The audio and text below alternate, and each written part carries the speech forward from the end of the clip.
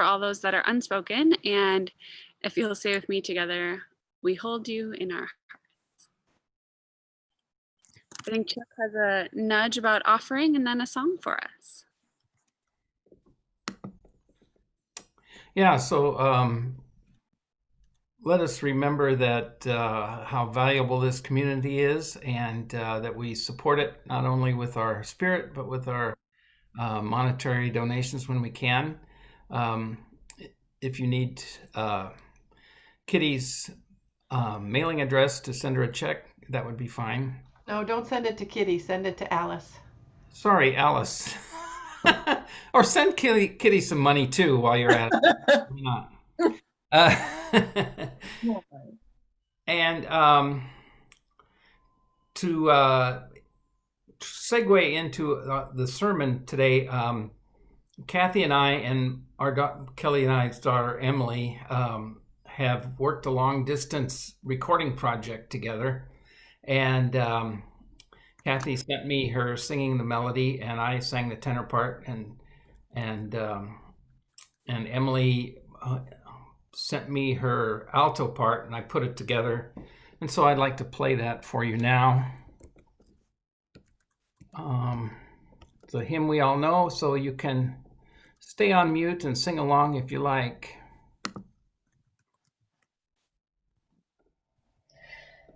My life flows on in endless song above earth's lamentation.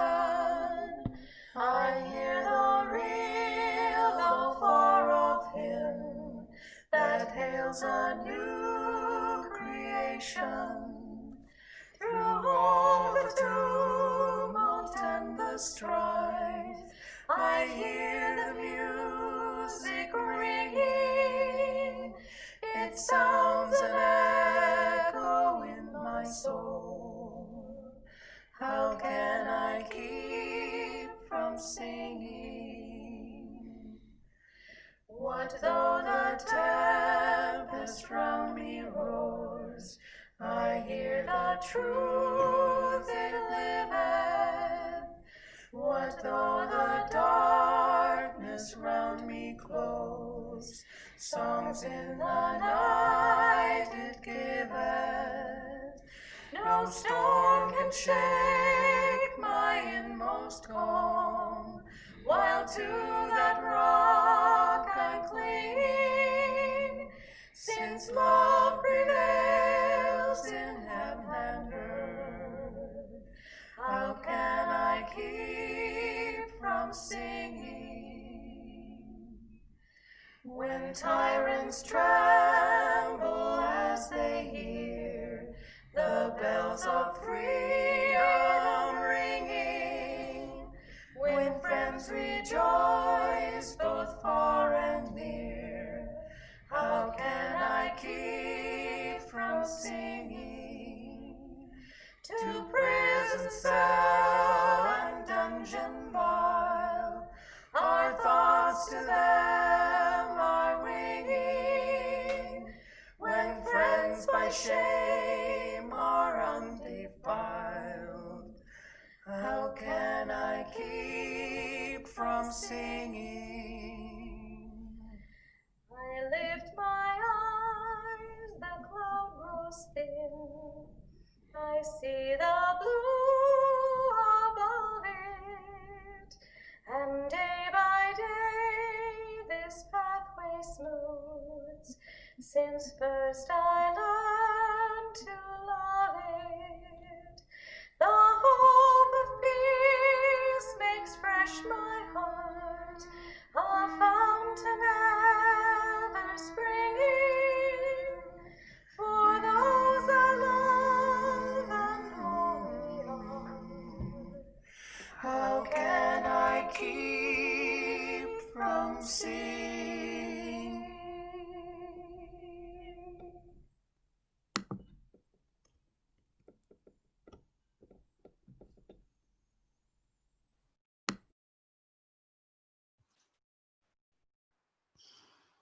What months of a week we've had.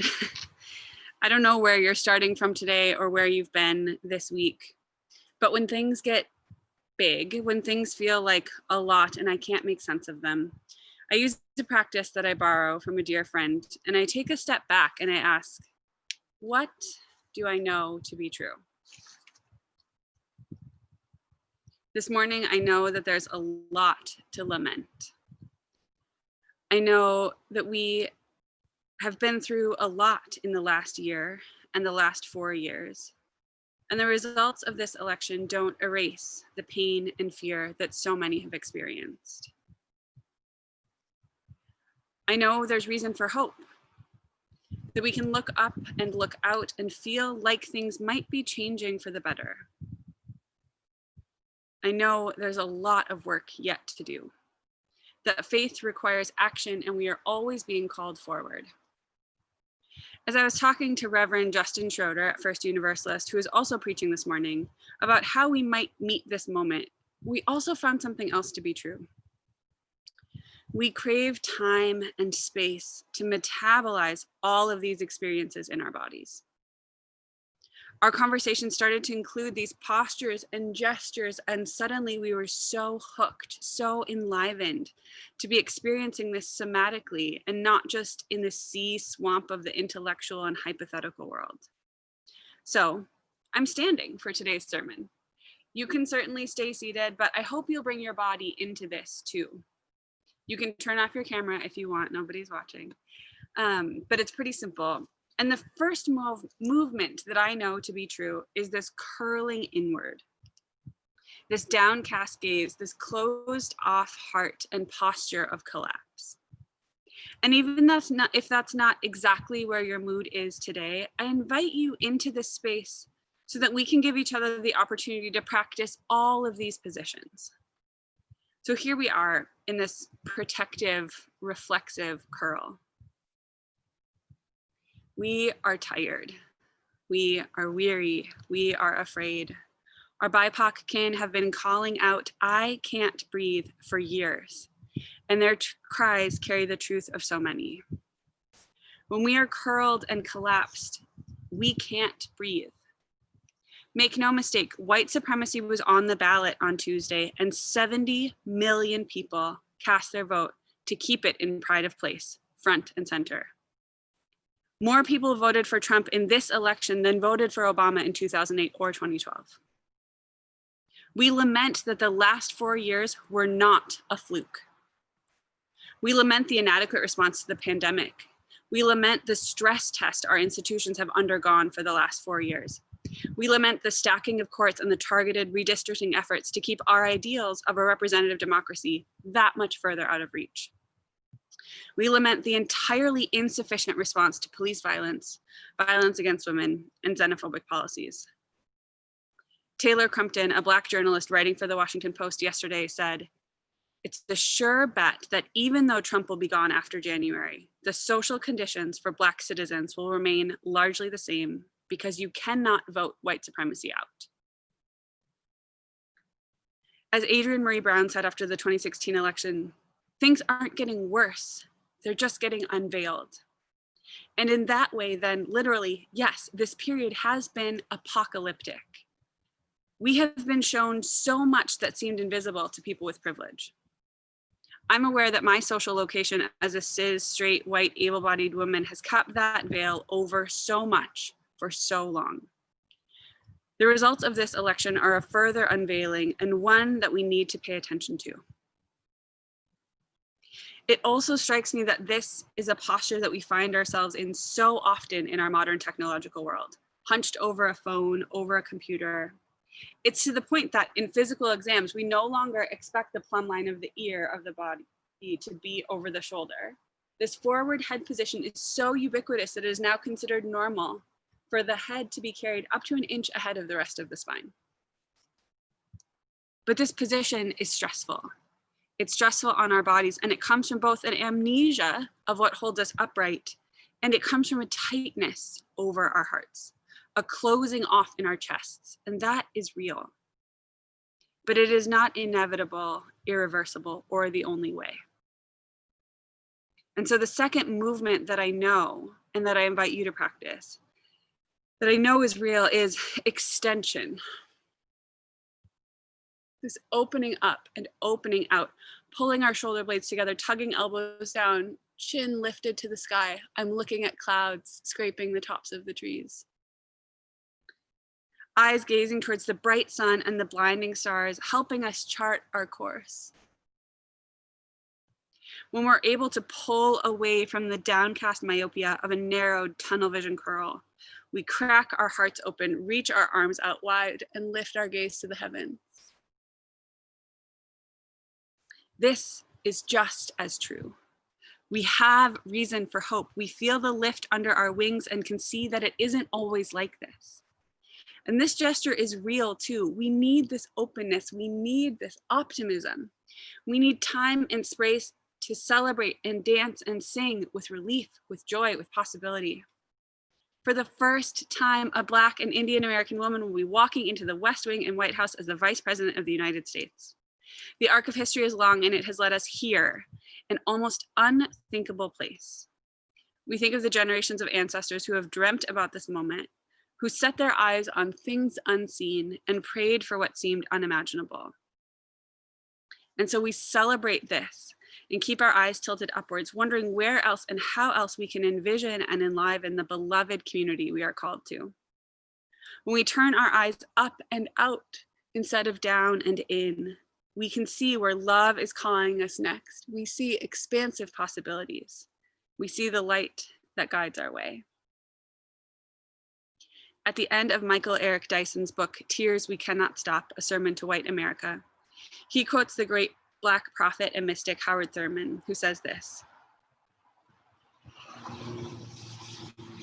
"At the time when the slaves in America were without any excuse for hope, and they could see nothing before them but the long, interminable cotton rows and the fierce sun and the lash of the overseer, what did they do? They declared that God was not through. They said, we cannot be prisoners of this event. We must not scale down the horizon of our hopes and dreams and yearnings to the level of the event of our lives. So they lived through their tragic moment until at last they came out on the other side, saluting the fulfillment of their hopes and their faith. It is this turning upward that is an antidote to our collapse. In physical medicine, this is actually called Brugger's relief position. And it is a relief. It is part of how we treat our slump. But it is not the end. Because so much of what has happened to us is a result of getting stuck either in the slump or in the stretch. Our inability to lift our gaze and our inability to face what is close or feels too close. And so there's a third posture that we find and we feel, and that is upright. We bring our gaze to what is around us and ahead of us. We meet the eyes of the others in the beloved community. We catch the eye of those who have faced off against us. We stand in our effortless alignment where we can act and move and do the work that is needed to be done. The collapse is real and limiting. The stretch is yummy, but disorienting if it's all we know. But it is this in-between place, this standing, that we can become upright citizens. Because if there's one thing I know to be true, it is that there is still work to be done. The fear that has been creeping in me, particularly in the last 24 hours since the race has been officially called, is the fear that we will think that the Trump era is over and that somehow Biden's election is a return to normal. As Americans, we love to forget our history and to package up our shame into isolated and individuated aberrations. The Jim Crow era was just one moment in time, an aberration. Slavery was an institution that existed in a specific place for a specific time, and that was bad, we can agree. But it had its limits in time and space. The last 4 years cannot be contained and packaged as one bad dream that we have all now woken up from. The president may not have gotten reelected, but 70 million people wish that he had. Nothing is over. Nothing is done. There is no normal for us to return to. And this is the fallacy behind the Make America Great Again that we have all pointed out. When was it great? When we were stealing land? When we were stealing people? When we were going to war? When we were using state violence to erase Indigenous people and culture? So let us not fall into the same trap, thinking that now that our team is in the White House, we're back to how things were meant to be or how they used to be. There is work to do. And people are showing up. Record voter turnout, the number of people activated in the last 4 years by protest and policy, turning out and tuning in. This is absolutely happening. But I want to bring this sobering reminder that voting is not the work. Voting is how we are able to do the work.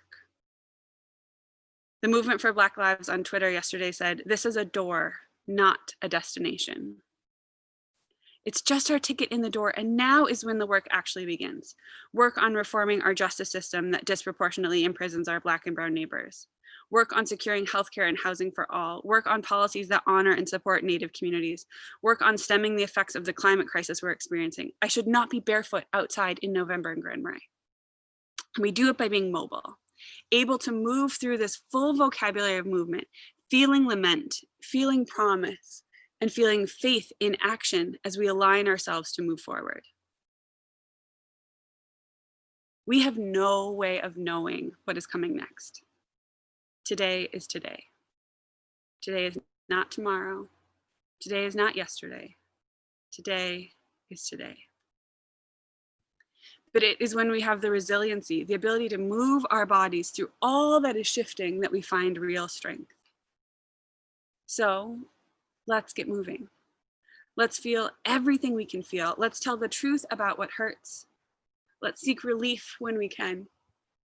And ultimately, be ready to move forward. And that is what I know to be true today. Amen.